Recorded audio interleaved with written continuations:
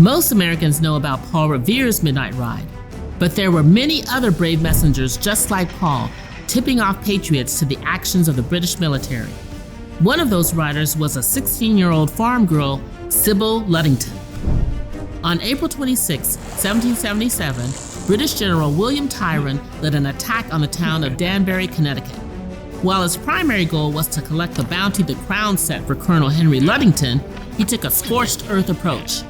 Tryon instructed his men to destroy everything in the area, setting fire to homes, warehouses, and over 1,500 tents in a gruesome display of force. Colonel Henry Ludington was at his house, enjoying an evening with his family, unaware of the attack, until he received a knock on the door. A weary messenger informed the colonel of the raid and pleaded for help. Henry knew he had to act quickly. However, he also couldn't leave his post.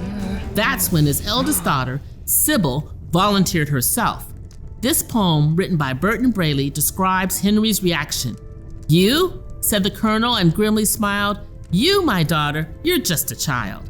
"Child?" cried Sybil. "Why, I'm 16. My mind is alert and my sense is keen.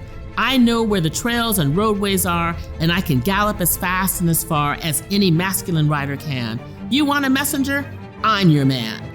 By 9 p.m., Sybil began her ride to rally the town's militia. Her route was a staggering 40 miles long, over 3 times the length of Paul Revere's. "There's trouble!"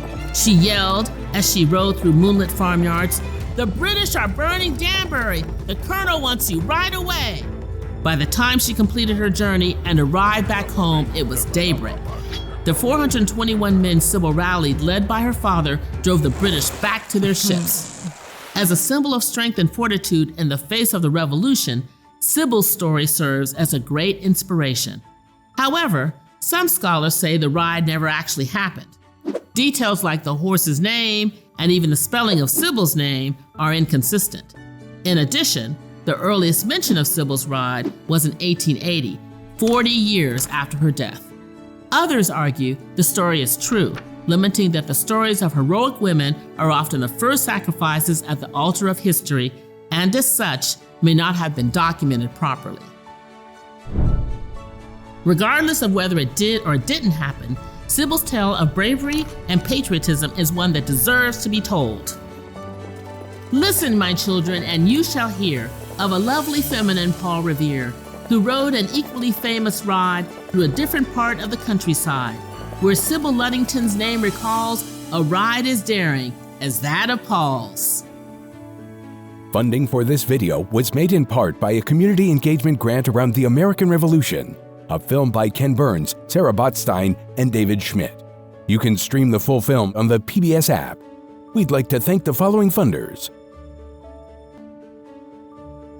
Simple Civics, brought to you in part by the Indiana State Teachers Association.